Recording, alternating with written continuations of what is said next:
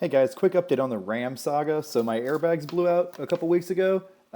Completely, one of the rear airbags blew out. Truck dropped all the way down. It felt like I got rear-ended on the highway, but the airbag just blew out for no reason. Wasn't towing, no weight in the bed. Had to drive it all the way from Cocoa Beach back to Orlando, sitting on the bump stops, which was terrible. Took it into the dealership, told them what happened. They said, "Oh yeah, we'll have to order you an airbag." Ended up having to replace. Looking at the repair order now. Both the airbags, and then they noticed the engine had an oil leak, so they replaced the oil pan and gasket. And then it also had a recall for some stuff with the radio and the recirculation door. So yeah, this truck has just been a giant piece of crap. It's up in the running to be almost as bad as my F-150. Previously, I had the four-wheel drive system go out. I've had tons of infotainment center issues. The rear view camera's gone out. I think it's on its third rear view camera.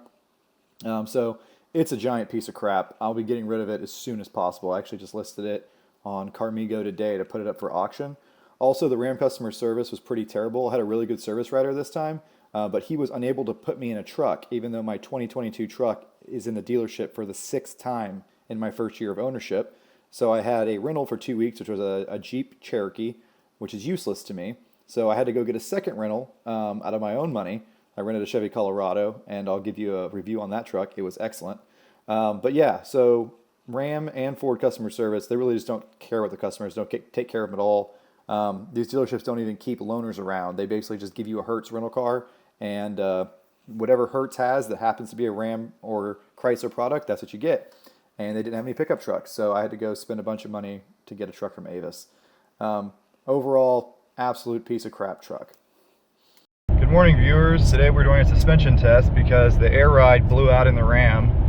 So we're currently doing 76 miles an hour on the bump stops. It's quite bumpy. But one thing to note is that because we are sitting on the bump stops, we are in entry-exit mode, which usually you are prohibited, oh my god, my spleen, from driving on the highway in entry-exit mode. You can't go over like 7 miles an hour without going into aero mode. So we should be getting excellent gas mileage because the front bumper is almost scraping the ground. It's a full 6 inches lower than maximum ride height, and the back is a full 4 inches lower. It is brutal. It reminds me of like riding in a lowered Civic or something. As for why this air suspension blew out, there's no good reason. Just that Ram is a giant piece of shit, and car and driver lied to me about this being the best pickup truck, so I'm never going to listen to them about trucks ever again, because they don't know anything about trucks, obviously. This thing's had several major issues and design flaws.